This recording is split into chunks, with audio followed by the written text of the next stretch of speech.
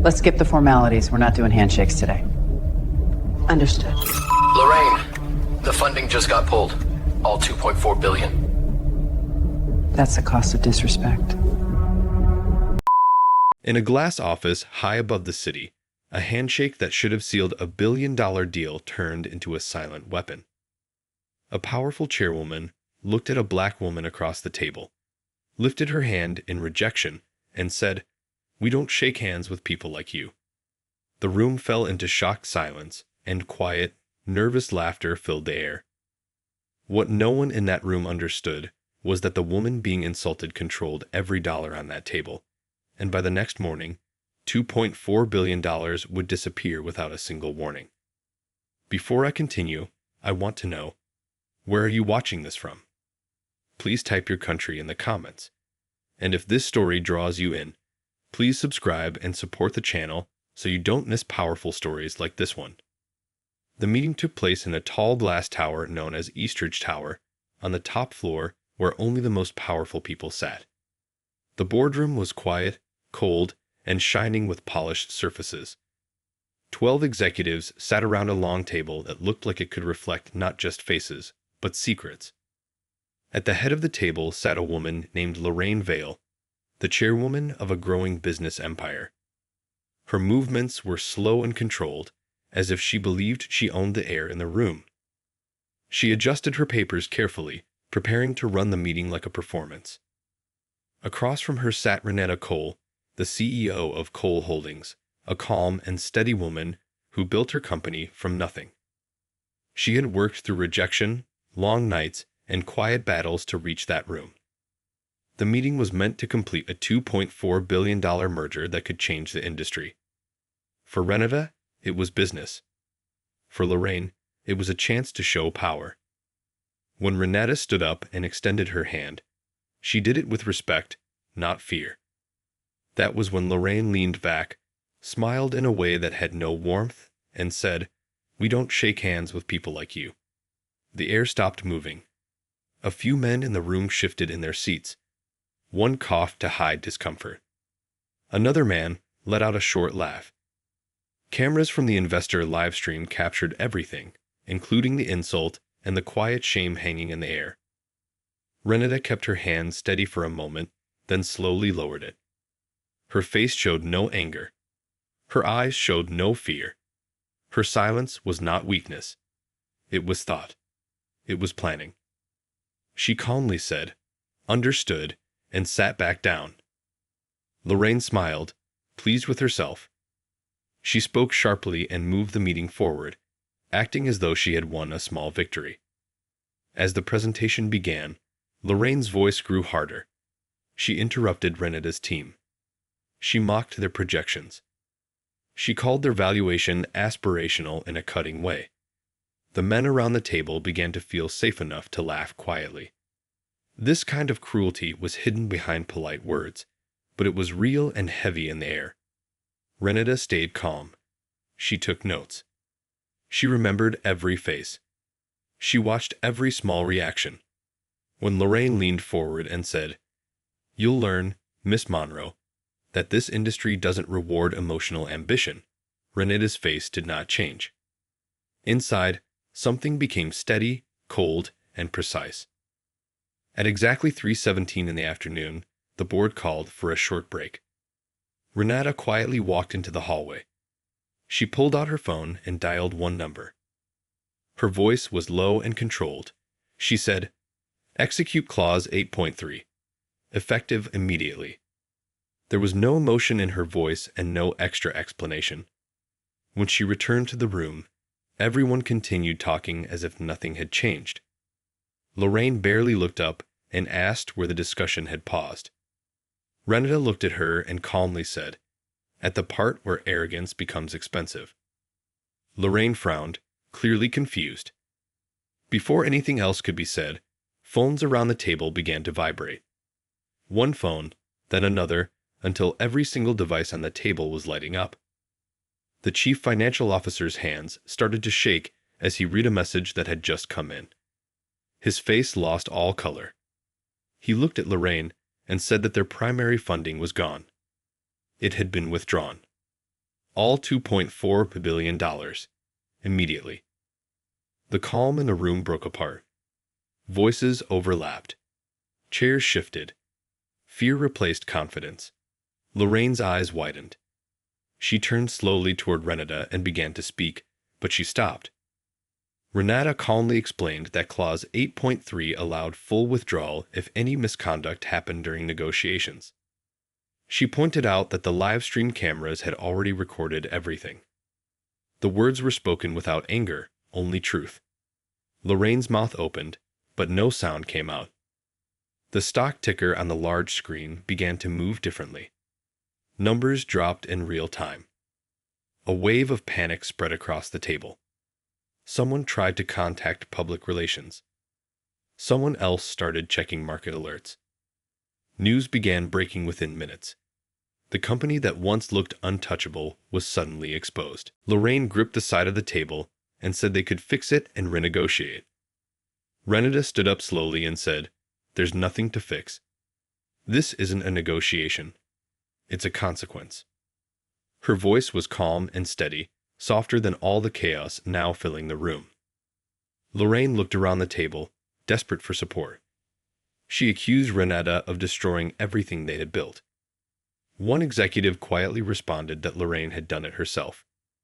No one defended her. No one looked her in the eye. Renata picked up her folder and spoke a final quiet truth. For future reference, respect is cheaper than recovery. She walked toward the door with a calm that felt like silence after a storm. She paused near Lorraine and lowered her voice so only she could hear. She explained that power was not about control, but about choice, and that she had just made hers. The cameras caught the reflection of Renata's face in the glass walls as she walked away. She did not look back. Behind her, everything fell apart in real time. Markets dropped. Banks made urgent calls. By evening, the company's value had fallen sharply. By midnight, Lorraine's face was everywhere, known as the woman who lost billions with one sentence. Renata never gave interviews. She released only one short statement that said, "Partnerships end when respect does." Business schools later studied the incident and named it the Handshake Collapse. But in quiet offices and silent boardrooms around the world, women who had once been ignored watched that clip again and again. They whispered her name like a warning. They understood something powerful. Power does not always shout. Sometimes it simply stops shaking hands. In the hours after the meeting, the glass tower did not feel powerful anymore. It felt empty, cold, and exposed. Staff walked through hallways in silence. Assistants whispered. Security stood uneasy at doors that once felt protected. The strongest walls were still made of steel and glass, but the spirit inside had cracked.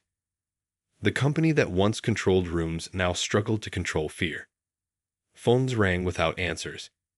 Emails piled up faster than they could be opened. There was no shouting, only stunned quiet and slow panic moving through every floor of the building. Outside, the world moved fast. News spread across business networks within minutes. Financial reporters spoke in serious tones. Market analysts stared at screens that kept flashing warnings. Investors began pulling away. Partners paused their relationships. Banks started reviewing their agreements. By the end of the business day, the damage could no longer be hidden. The firm's value dropped with every passing hour, and confidence drained just as quickly.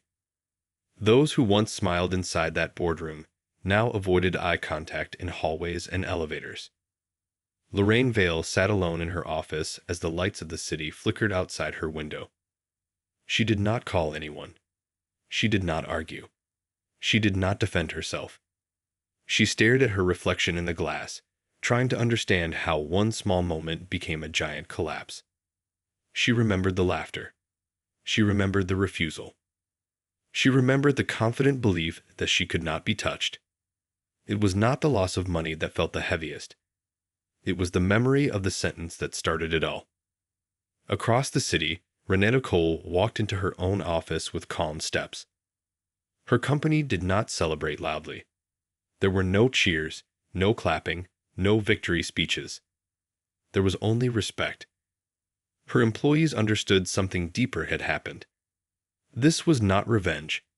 This was not noise. This was protection. She did not smile at screens. She did not respond to calls from reporters. She asked for no praise. Her power was quiet, and it stayed that way. Later that evening, she released just one short statement to the public. It did not explain details.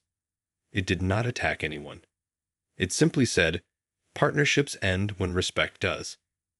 That was enough. The world understood the meaning without further words. People shared that sentence again and again. It appeared in articles, in business blogs, and in conversations inside offices where the same kind of silent disrespect had lived for years. By the next morning, the markets reacted even more strongly. Analysts held serious discussions on television. Charts pointed downward. The fall was no longer temporary. It had become history in motion. Lawyers began reviewing contracts. Shareholders started asking questions. Directors called emergency meetings. The collapse was not caused by numbers.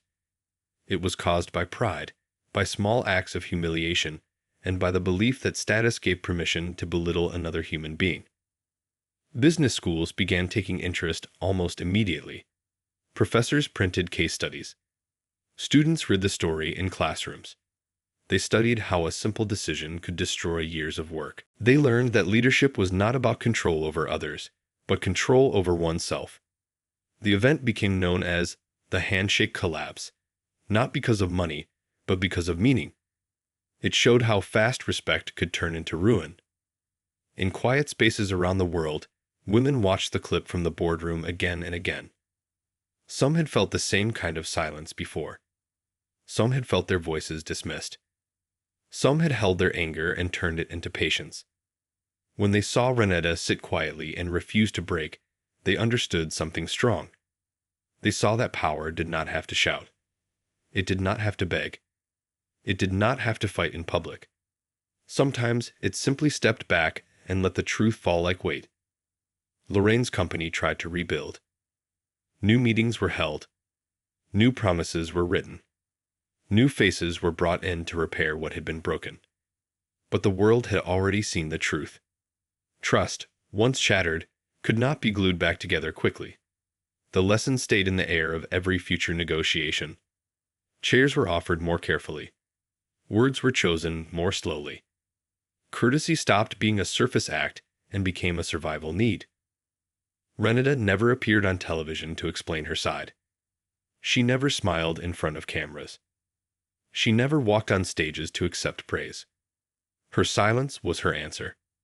She returned to her work and focused on building partnerships grounded in dignity. Her company grew, not because of scandal, but because of trust. People wanted to work with her not because she was powerful, but because she was fair. Years later, the story was still told in offices and classrooms. It was shared during leadership training. It was used as an example of quiet strength. People no longer remembered the building's name or the faces of the men who laughed. What they remembered was the stillness of the woman who stood her ground and chose respect over noise. They remembered the power of calm. They remembered the sentence that changed everything. The world learned a hard truth that day. Respect is not extra. It is not decoration. It is not optional. It is the foundation of every strong deal, every strong organization, and every strong leader. Without it, the tallest towers can fall. Without it, the richest companies can break. Without it, power becomes weakness. And somewhere in quiet rooms, people still replay that moment in their minds. They see the hand that was refused. They see the calm face that did not shake. They see the strength that did not shout. They understand that sometimes the strongest act is not fighting back, not raising a voice, not proving a point. Sometimes the strongest act is simply choosing to walk away. Because in the end, power does not always roar. Sometimes it simply stops shaking hands.